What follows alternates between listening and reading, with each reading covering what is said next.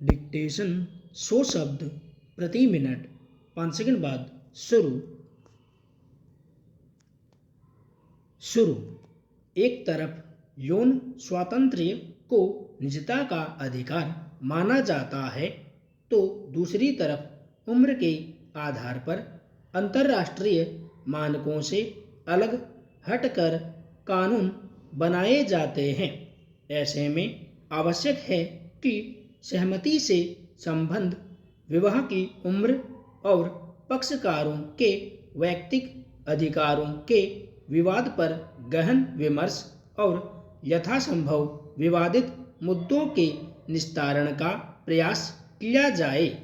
भारतीय दंड संहिता में सहमति की उम्र, बलात्संग के प्रावधान, बच्चों को लैंगिक अपराधों से संरक्षण, बाल विवाह निरोधक कानून और वैयक्तिक विधियों की स्थिति प्रमुख हो जाती है। फिलहाल लड़कियों के विवाह की उम्र 18 वर्ष से बढ़ाकर 21 वर्ष करने का विधेयक प्रस्तावित है। किशोर न्याय देखभाल और संरक्षण अधिनियम में बलात्संग जैसे अपराधों में लिप्त 16 से 18 वर्ष के बच्चों की मानसिक परिपक्वता का निर्धारण करने और तदनुसार उनके साथ दंड विधान का प्रयोग करने की बात कही गई है। न्यायपालिका द्वारा समय समय पर ऐसे निर्णय दिए जाते रहे हैं जो कभी अत्यधिक प्रगतिशील माने जाते हैं तो कभी रूढ़िवादी मानसिकता के पोषक। एक तरफ विवाह के अधिकार को व्यक्ति का मौलिक अधिकार बताया गया है तो दूसरी तरफ उम्र के विवादित होने पर कानूनी निपटारे का प्रावधान भी किया गया है। विवाह जैसी संस्था, चाहे इसे हिंदू विधि के तहत संस्कार माना जा रहा हो, चाहे मुस्लिम विधि के तहत संविदा, इसकी चूलें हिल रही हैं और वयस्कों के बीच सहजीवन सामान्य जीवन शैली होती जा रही है। ऐसे में महज उम्र का मापदंड अपराध निर्धारण के लिए संपूर्ण सत्य नहीं माना जा सकता। न्यायालय में जब भी उम्र के निर्धारण का प्रश्न उठा है, इस बात की पुरजोर वकालत की गई है कि किसी भी व्यक्ति को उम्र के आधार पर कानूनों के लाभ से वंचित नहीं किया जा सकता, मगर विवाद की किसी भी स्थिति में अमूमन 2 वर्ष का लाभ पक्षकार बच्चे को मिलता है। ऐसे में जब हम 2017 में न्यायमूर्ति मदन बी द्वारा दिए निर्णय को देखते हैं, जिसमें उन्होंने कहा था कि हमारे सामने आया प्रश्न काफ़ी सार्वजनिक महत्व का है कि क्या एक पुरुष और उसकी पत्नी के बीच 15 से 18 साल की उम्र की लड़की होने के संबंध में यौन संबंध बलात्कार है। भारतीय दंड संहिता में इसका उत्तर नकारात्मक है, मगर हमारी राय में 18 साल से कम उम्र की लड़की के साथ यौन संबंध बलात्कार है, चाहे वह शादीशुदा हो या नहीं।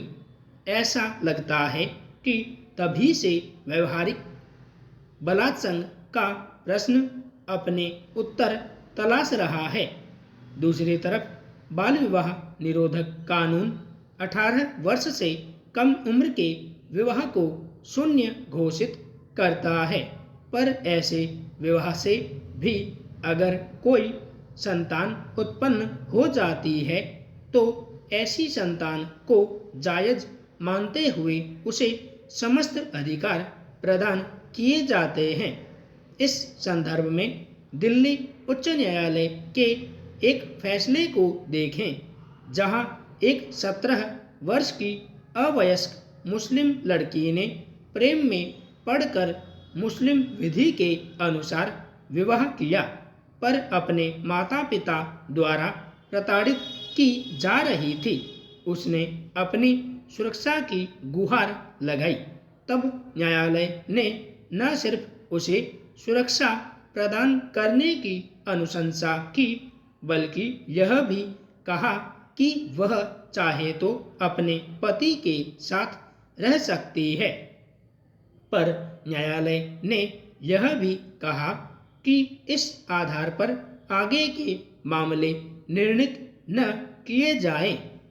उधर इस निर्णय के 2 ही महीने बाद कर्नाटक उच्च न्यायालय की एक खंडपीठ ने नाबालिग मुस्लिम लड़की से शादी करने वाले व्यक्ति की जमानत याचिका पर सुनवाई करते हुए इस तर्क को खारिज कर दिया कि एक नाबालिग मुस्लिम लड़की का यौवन या 15 वर्ष की आयु प्राप्त करने पर विवाह बाल विवाह निषेध अधिनियम का उल्लंघन नहीं करेगा।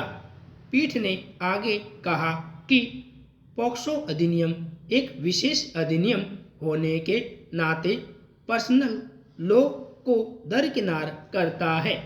इस प्रकार के निर्णयों में विभिन्न उच्च न्यायालयों के दृष्टिकोणों में भिन्नता की वजह से अब सर्वोच्च न्यायालय की प्रधान न्यायाधीश की अध्यक्षता वाली पीठ ने संसद से अपील की है कि पॉक्सो अधिनियम में सहमति की निर्धारित उम्र को 18 वर्ष से कम करने पर विचार करें।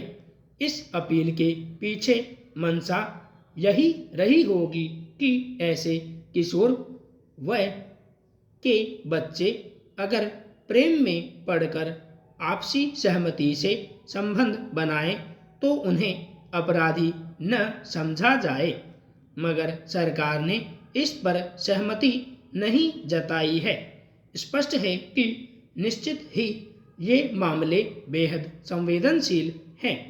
कहीं मानसिक परिपक्वता के अभाव में तथाकथित उदासीनता के शिकार युवा परिवार और समाज के प्रति विरोध का स्वर मजबूत करते हुए ऐसे संबंध बनाते हैं और फिर उन्हें लगता है कि किशोरावस्था में लिया गया निर्णय गलत साबित हो गया है, तो कहीं माता पिता स्वयं अपने बच्चों के बाल विवाह के दोषी पाए जाते हैं। कहीं समाज द्वारा पक्षकारों पर इसलिए अत्याचार किया जाता है कि उन्होंने अपने परिवार के विरुद्ध जाकर ऐसे संबंध स्थापित किए हैं। ऐसे में समस्या का निस्तारण किस प्रकार किया जाए, यह प्रश्न महत्वपूर्ण है। फिलहाल 2 मुद्दे प्रमुखता से उठाए जा रहे हैं। पहला, राष्ट्रीय महिला आयोग और राष्ट्रीय बाल अधिकार आयोग द्वारा लड़कियों के विवाह की उम्र को 18 वर्ष से बढ़ाकर 21 वर्ष किए जाने की, और दूसरे, सर्वोच्च न्यायालय के प्रधान न्यायाधीश द्वारा सहमति से संबंध की उम्र को 18 से घटाकर 16 वर्ष किए जाने की। अब सोचना यह है कि अगर संसद विवाह की उम्र को बढ़ाकर 21 वर्ष भी कर देती है तो इसका प्रभाव उसी पर होगा जो विवाह जैसी संस्था पर भरोसा करता है। बिना विवाह के आपसी सहमति से साथ रहने वालों की स्थिति तब भी नाजुक ही रहेगी, और अगर उम्र घटाकर 16 वर्ष कर दी गई तो अनेक प्रकार की समस्याएं सामने आएंगी।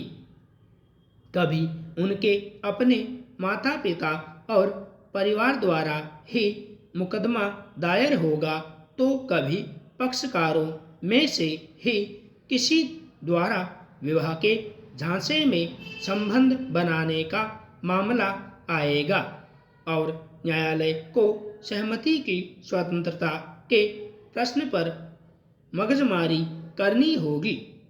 सबसे गंभीर समय तब आएगा जब पक्षकारों में से कोई अन्य धर्म का होगा। इसलिए आवश्यकता इस बात की है कि कैसे विवाह जैसी संस्था को बचाया जाए और परिवार तथा समाज अपने बच्चों का समाजीकरण स्वस्थ ढंग से करते हुए संवादहीनता की स्थिति को हर हाल में समाप्त कर पाए। संपूर्ण विराम।